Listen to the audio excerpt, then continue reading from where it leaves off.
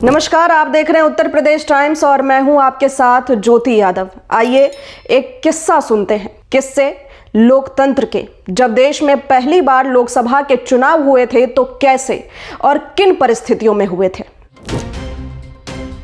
देश में 18वीं लोकसभा के चुनाव होने जा रहे हैं। अब तक लगभग देश में 17 लोकसभा के चुनाव पूरे हो चुके हैं। कभी पेटियों में दिए जा रहे थे वोट, अब ईवीएम पर ट्रांसफर हो चुके हैं। टेक्नोलॉजी ने पूरी प्रक्रिया को इतना आसान बना दिया कि गिनती अब महज एक दिन में पूरी हो जाती है। लेकिन क्या आपको पता है कि देश में पहली बार लोकसभा के चुनाव कैसे कराए गए थे, कितने दिन चले थे, क्या थी प्रक्रिया? अगर नहीं तो आइए हम आपको बताते हैं।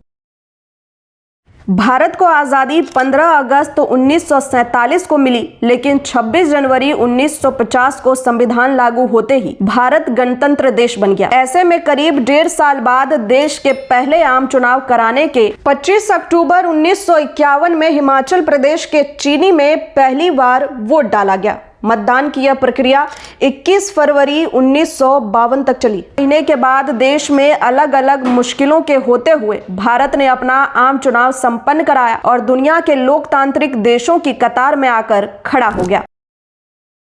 अभी भारत में एक देश एक चुनाव पर भले ही बवाल मचा हो, लेकिन आपको जानकर आश्चर्य होगा कि देश में पहली बार लोकसभा और विधानसभा के चुनाव एक साथ हुए थे। उस समय भारत में लोकसभा की कुल 489 सीटें थी, लेकिन संसदीय सीटों की कुल संख्या केवल 401 थी। ऐसा इसलिए क्योंकि 314 संसदीय सीटों पर एक एक सांसद चुने जाने थे, जबकि 86 सीटों पर 2-2 प्रतिनिधि चुने जाने थे। इतना ही नहीं, नॉर्थ बंगाल की सीट से 3 सांसद चुने गए थे। एक सीट पर एक से अधिक सदस्य चुने जाने की यह प्रक्रिया 1957 तक जारी रही। देश के आजाद होने के 2 साल के भीतर ही देश में चुनाव आयोग की स्थापना हुई और मार्च 1950 में सुकुमार सेन को मुख्य चुनाव आयुक्त के तौर पर नियुक्त किया गया। सुकुमार सेन 1921 में भारतीय सिविल सेवा के अधिकारी बने थे। उन्होंने बंगाल के कई जिलों में अलग अलग पदों पर काम किया था। जब उनका चयन देश के मुख्य चुनाव आयुक्त के तौर पर हुआ, तब वो पश्चिम बंगाल के मुख्य सचिव के पद पर तैनात थे। उन्हें दिल्ली बुलाया गया और देश का पहला मुख्य चुनाव आयुक्त बना दिया गया।